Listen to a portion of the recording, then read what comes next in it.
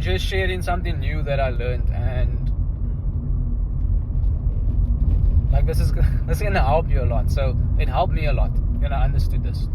And the thing is, like everyone that is successful, that has achieved something great, in my eyes at least, from the people that I've looked up to and the people that I've studied and looked at, they've all faced like adversity at some point. Like it always looks like their path is easy because you just see the success, you don't see the struggle.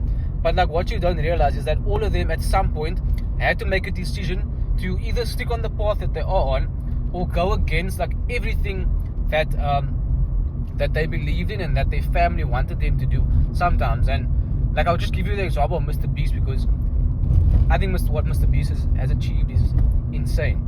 And I love YouTube, and I think he's a great inspiration.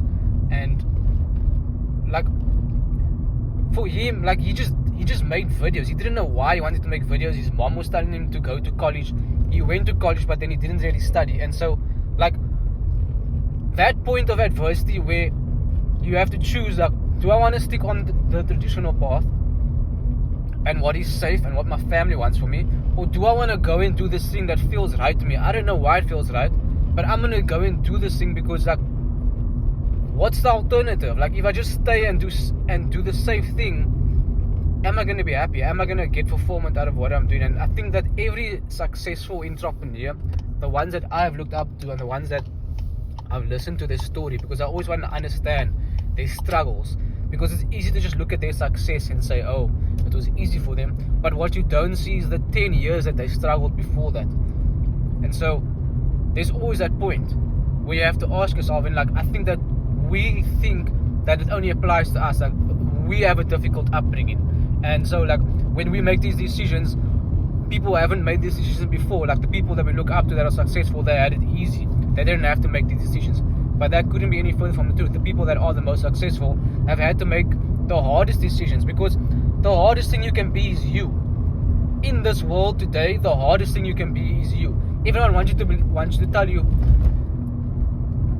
to like just be you, and like everyone has this narrative that it's so easy to be you, when the hardest thing is actually to be you, because everyone's telling you who to be, everyone's giving you advice, and everyone's trying to push their narrative onto you, because they're trying to sell you something, first of all, or like your family, if they just really deeply care about you, they want to keep you safe.